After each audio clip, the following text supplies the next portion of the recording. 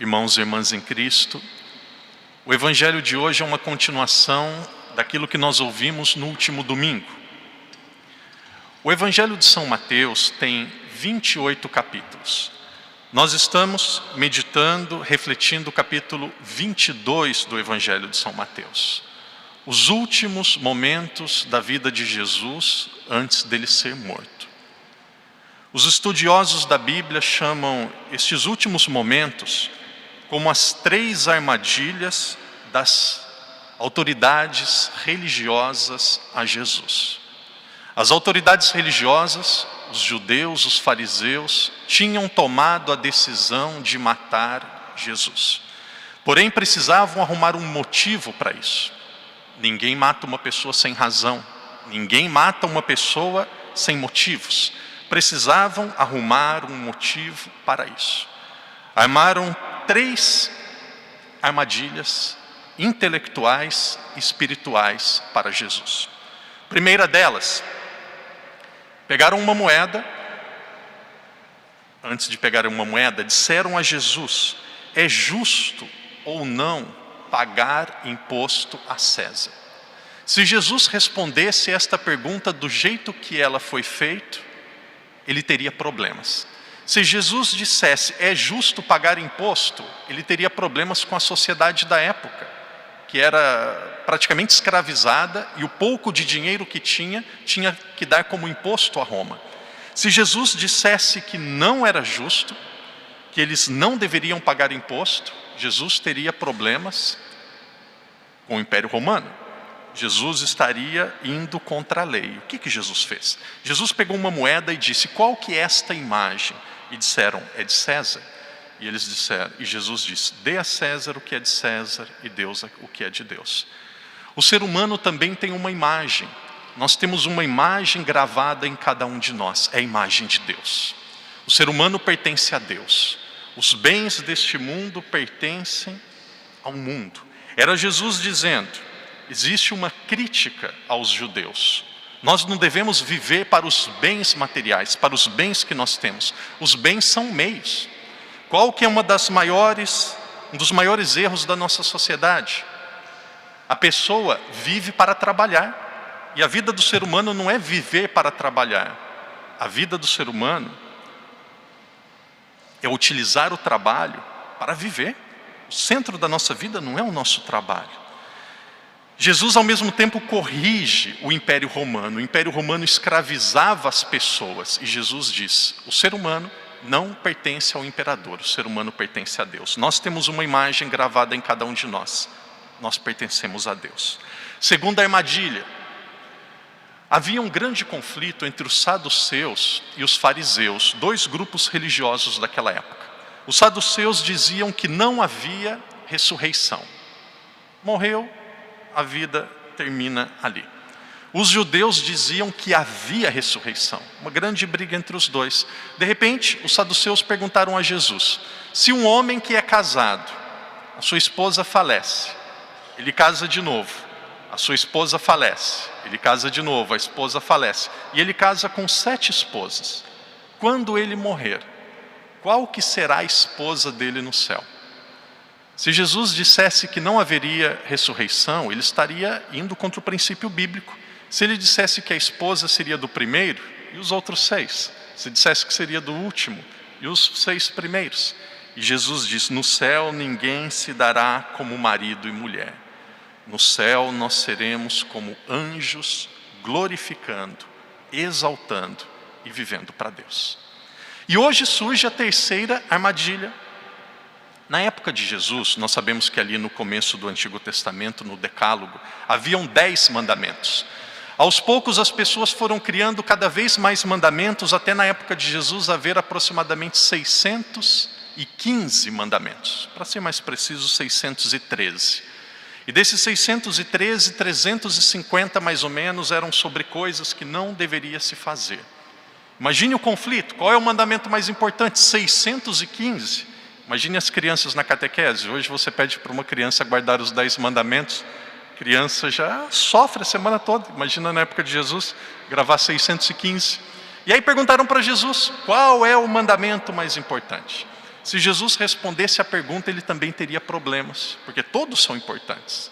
Então Jesus vai e diz a raiz dos mandamentos, a origem dos mandamentos, a fonte dos mandamentos: amar a Deus e amar o próximo.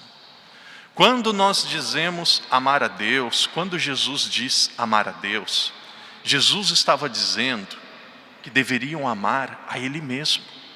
Jesus é Deus. O Pai enviou Jesus, e quando nós amamos Jesus, quando nós seguimos os ensinamentos de Jesus, nós estamos amando a Deus. Muitas vezes nós entendemos a nossa fé como algo muito intimista, nós e Deus, nós e Deus. Porém, quando nós nos tornamos amigos de Deus, as pessoas que Deus ama também se tornam nossos irmãos e nossos amigos. A nossa fé deve ter um compromisso, deve ter um âmbito, deve ter uma consequência social. Não podemos amar apenas a Deus e amar a nós mesmos. Amar o próximo é difícil, sem dúvida. A maioria das pessoas que vêm se aconselhar com um padre, graças a Deus, atendo muitas pessoas em aconselhamento, a maioria, 90%, é problema de relacionamento. O maior problema da humanidade, o maior problema da nossa geração não é dinheiro. O maior problema da nossa geração não é problema físico. O maior problema é problema de relacionamento. Relacionamento porque muitas vezes nós queremos tratar o outro de acordo com aquilo que ele merece. Porém, Deus nos ensina a tratarmos o próximo não de acordo com aquilo que ele merece, mas de acordo com aquilo que ele é. Todos somos imagens e semelhança de Deus. Agora também existe uma maneira errônea de entender o amor, que nós pensamos que devemos aceitar tudo, devemos concordar com tudo, devemos achar que tudo é certo. É como se um pai dissesse: eu amo meu filho, então tenho que deixar livre. Não, quem ama, corrige. Quem ama, repreende. Um pai que ama o seu filho, ele tem raiva das drogas, da bebida, da prostituição. Por quê? Porque ele quer defender o seu filho. Quem ama, corrige. Quem ama, cuida. Para nós, o amor ao próximo e a caridade não é só um gesto de um coração bondoso. É uma resposta a tudo aquilo que nós recebemos de Deus. Olhe para a sua vida, perceba tantas graças, tantos bens, tantas coisas que Deus nos dá. Qual que é a melhor maneira, uma das maneiras mais belas de nós respondermos a Deus? É através de amarmos aquele que Ele nos envia, aquele que Ele envia para a nossa vida. Queridos irmãos e irmãs, que Deus coloque no seu coração esta certeza: amar a Ele com o coração, com a alma, com todo o seu ser. Que Deus ajude a cada um de nós a termos mais paciência. Talvez uma das coisas que nós temos mais dificuldades, uma das coisas que mais falta a cada um de nós é paciência. Quando estiver faltando paciência, paciência lá na sua casa, paciência no trabalho, paciência em qualquer circunstância, lembre assim: Deus é tão paciente para comigo. Deus é tão paciente para comigo. No Brasil nós costumamos dizer assim, algumas vezes nós precisamos contar até 10. Parece que a vontade você já sabe o que deve dizer, já sabe o que deve falar, parece que a pessoa já começa a falar, você já até sabe o que vem, já até sabe o que tem que fazer. Aí é a hora de colocar em prática o exercício. Deus é tão paciente comigo, eu também preciso ser um pouco mais paciente. Sabe por quê? Padre, vai ser muito claro e vocês vão entender o que eu estou dizendo, o que eu vou dizer. Palavras que saem da nossa boca não voltam jamais. Você pode receber o perdão de uma pessoa. Você pode receber o perdão. Eu não posso bater, desculpa. Você pode receber o perdão de Deus. Você pode receber o perdão do outro. Mas uma palavra, o que eu vou dizer é verdade, uma palavra mal, eu podia falar isso com a palavra junta, mas é a palavra separada. Uma palavra mal dita, uma palavra maldita, não tem volta. O casal pode continuar o mesmo, o casal pode continuar na mesma casa, mas uma ofensa destrói o coração do outro. Uma vez uma pessoa perguntou assim: padre, o que destrói um casamento? Eu penso que uma das principais coisas é jogar na cara do outro erros do passado. Você tem duas opções. A primeira delas é perdoar ou não perdoar. Escolhe, perdoa ou não perdoa. Perdoou, não jogue no rosto do outro erros do passado. Uma palavra mal colocada. Eu estou dizendo isso não é para vocês, eu estou dizendo para mim, como padre. Sabe uma das coisas que eu mais sofro como padre? Uma das coisas que eu mais sofro como padre, agora eu abrindo o meu coração para vocês, eu lembro uma tarde de domingo, eu estava descansando, uma pessoa ligou e disse assim: padre, aconteceu uma vez na minha vida, eu já dei mais de 1000 unção dos enfermos, é difícil eu passar uma semana sem, as que eu dei eu esqueço. Uma vez, um domingo à tarde, padre, pode dar uma unção? Eu falei, posso, mas é urgente. Padre, o senhor que sabe. Eu falei assim, era umas 4:30 da tarde, eu estava tão cansado, eu falei, pode ser por volta das 7? E a pessoa falou, tá bom padre, a gente espera. Na entrada do hospital a gente espera, o padre pode ir às 7 da noite, a gente vai estar esperando. E eu falei, ufa, eu vou conseguir descansar mais um pouco. Descansei, tomei um banho e fui. A pessoa já tinha falecido. É muito difícil eu me perdoar. É muito difícil. É a consciência falando, você ficou padre para quê? O que é mais importante?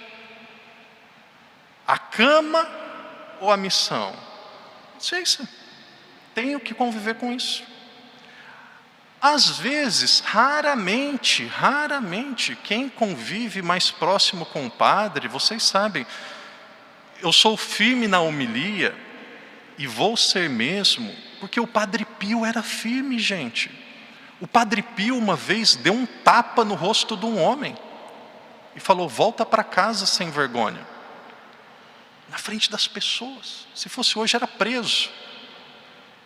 E aí depois aquele homem voltou outro dia, chorando, se converteu, o Padre Pio deu um abraço, e aquele homem se santificou.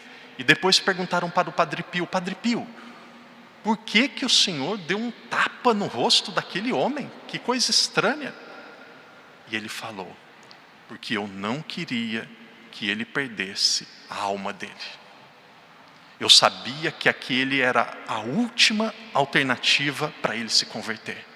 Eu falei pessoalmente, ele não mudou. Eu falei com a família, ele não mudou. Aquele tapa na cara fez ele acordar e não deixou ele perder a alma dele. É por isso que muitas vezes eu sou firme. E eu vou ser mesmo. É por amor. Tem muito católico que gosta de homilia, água com açúcar, passando a mão na cabeça, contando historinhas. Uma vez disseram para mim, padre, se o padre quiser encher as missas na igreja de Macau da Sé Catedral, tem alguma estratégia? Eu disse, tem. É só eu celebrar as missas de semana em 12 minutos e as missas de domingo em 25 minutos. A igreja enche. Fácil, estratégia. Enche a igreja rapidinho. Só começar a celebrar. Não, do Pai, do Filho e do Espírito Santo também. Perdão dos pecados, Pai Nosso. Oh, essa missa é boa demais, rapidinho, gostei. O padre não enrola, é rápido, vai no ponto. Igreja, será que vai se salvar? Será que vai para o céu?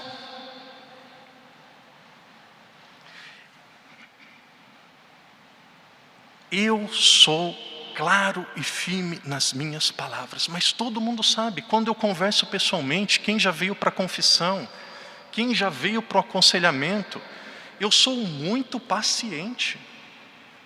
Não estou me exaltando, eu sou muito paciente, eu sou muito dócil, eu sou muito amável, é muito fácil de lidar comigo. Uma pessoa que não consegue trabalhar comigo, se relacionar comigo, vai ter dificuldade de trabalhar com outro. Pergunta para o Adriano, pergunta aqui para quem trabalha mais à frente comigo, é muito fácil. Mas algumas vezes eu perdi a paciência. Conta dos dedos, mas teve vezes que eu... Sabe quando uma pessoa te ofende e você fala, vai levar, e você vai lá no ponto fraco? E na hora você fala, tá aí, levou.